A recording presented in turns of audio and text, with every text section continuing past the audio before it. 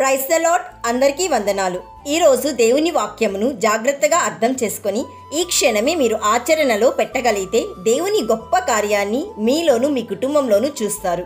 ఈ వీడియోని పూర్తిగా చూడండి. అనేక మందికి దీవెనకరంగా ఉండుటకు షేర్ చేయండి, సబ్స్క్రైబ్ చేయండి, లైక్ చేయండి. ఈరోజు దేవుని జీవవాక్యం రోమీయులకు రాసిన పత్రిక 10వ అధ్యాయము 9వ వచనము. యేసు ప్రభువని నీ నోటితో ఒప్పుకొని. Romans chapter 10 verse 9. If you declare with your mouth Jesus is Lord. ప్రియ సహోదరి సహోదరుడా, నీవు యేసయ్యలో రక్షణ పొందియున్నావా? అయితే యేసు ప్రభువని నీ నోటితో ఒప్పుకుంటున్నావని అర్థం. నీవు ఆయనలో స్థిరముగా ఉన్నావని అర్థం. ప్రభువని నీవు అంగీకరిస్తున్నావంటే నీ జీవితానికి ఆయనే దేవుడని, సర్వ సృష్టికర్త అని, రాజులకు రాజు అని, నీ విమోచకుడని, నీ ప్రధాన యాజకుడని, నీ జీవితానికి కావలసినంత జ్ఞానము బుద్ధి ప్రభువు దగ్గరే దొరుకుతుందని, నీ న్యాయాధిపతి అని నీకు అర్థమవ్వాలి.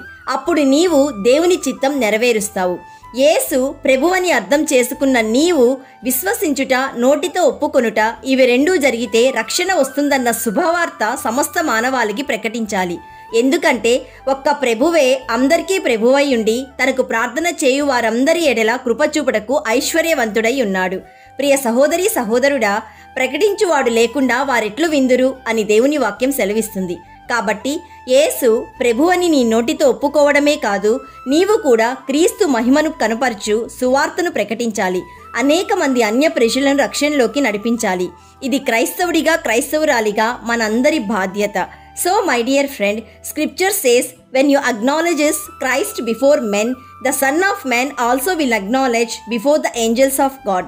కాబట్టి నీవు ప్రభువునందు నిత్యము ఆసక్తి కలిగి జీవించాలని మేం ప్రార్థిస్తున్నాము.